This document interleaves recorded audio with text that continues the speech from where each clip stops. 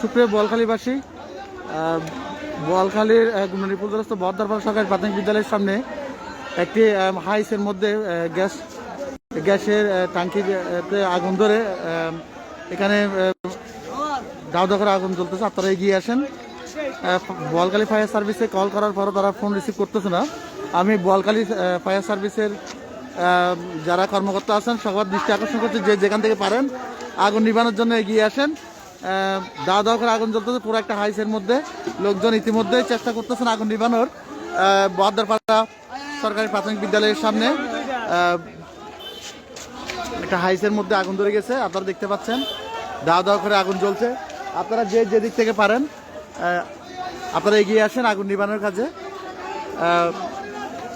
আমরা এখনো জানি না এখানে হতাহতের কি অবস্থা। আপনারা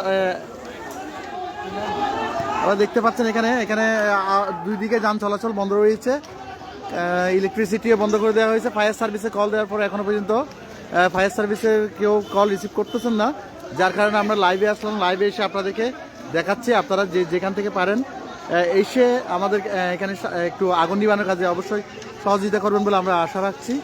আপনারা ইতিমধ্যে দেখতে পাচ্ছেন এখানে এলাকার স্থানীয় লোকজন তারা তাদের সাধ্যমতো চেষ্টা করছেন আগুন নিবানোর।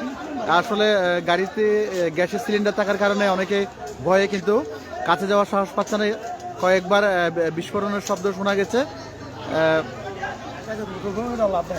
এখন সবার একটাই ভয়, যদি গ্যাসের সিলিন্ডার যদি বিস্ফোরিত হয় তাহলে হয়তো বা কি বিস্ফোরণ হওয়ার সম্ভাবনা বেশি। এখনো বিস্ফোরিত হয় নাই। ফায়ার সার্ভিসে কল দিছি, ফায়ার সার্ভিস ওরা কেটে দিছে। আমি যারা দেখছেন এই ভিডিওটা তাদের আমি অনুরোধ করব আপনারা যেখান থেকে পারেন ভিডিওটা শেয়ার দিয়ে সবাইকে এগিয়ে আসার জন্য সহযোগিতা করবেন। বহদ্দারপাড়া সরকারি প্রাথমিক বিদ্যালয়ের সামনে প্রচুর লোকজন সমবেত হয়েছে এখানে। বিশেষ করে এটা গ্যাসের সিলিন্ডার হওয়ায়, গ্যাসের গাড়ি হওয়ার কারণে এখানে ক্ষয়ক্ষতি